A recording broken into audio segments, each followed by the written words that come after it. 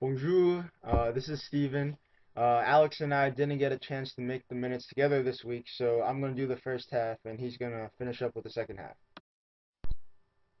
So first off, at our last meeting, we decided to support the Nest, which is a charity in Kenya that runs an orphanage. Basically, our money would go towards providing 3 meals a day, as well as 2 snacks for the kids, clothing, and school supplies. Many of these kids send letters to us. Some of them has Facebook, so it'll be a really good connection. We look forward to get started. Next, Dean Lajinsky came to our last meeting, spoke to us about the day student and border divide. We're just asking you guys if you think there is a difference between day students and boarding students.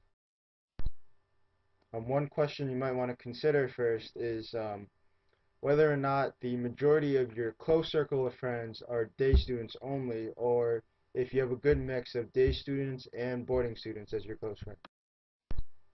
Something else to consider is if whether or not you feel welcome here on campus, especially in the dorms, and especially after the majority of day students have gone home or left campus. And some things we talked about to help with this problem is things like providing transportation for day students to come to events on the weekends. Something else that we are considering is maybe to have day students affiliated with a dorm. That way you can participate in dorm activities such as KBA, basketball, dodgeball, or barbecue. Something else we're considering is to have day students affiliated with dorms so that you guys can participate in dorm activities such as KBA, dodgeball, or dorm barbecues. So in the end, it's really about whether or not you guys feel that there's a problem between day students and boarding students. If not, we don't really have to talk about this. If so, please let us know. Alex will continue this conversation in his segment of the video, so I'll see you guys another time. Good evening, everybody. It's Alex LaFrance here. Unfortunately, Stephen Wang and I had some difficulty meeting this week, so our minutes are going to be a bit disjointed. Now, if I'm not mistaken, Stephen left off talking about bridging the day student and border divide, and so I have a few propositions as to how to bridge this gap.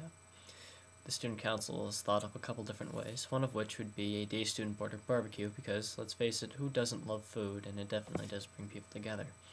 Additionally, we are hoping that perhaps the boarding students would like to exchange some of their culture with us to make it easier to integrate, and we also are looking for a more welcoming environment in the dorms, to feel like we're not necessarily as excluded.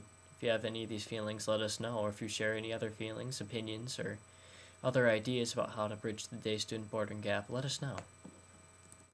Other questions that we should probably be asking are, is there even an issue in the first place? We've been looking for input on that, and we'd really appreciate it if you get that to us. Also, do you think it would help if we held all weekend events maybe an hour or two earlier at 7 or 8 p.m. instead of 9 and 10 p.m. to make it easier to get rides? We're all looking for your input. Now, onto the Student Council charity. For the past couple years, we've been funding a student named Sanka from Sri Lanka, but unfortunately now he's 18, which means that the charity we've been funding him through will no longer cover him because he's now 18 years old.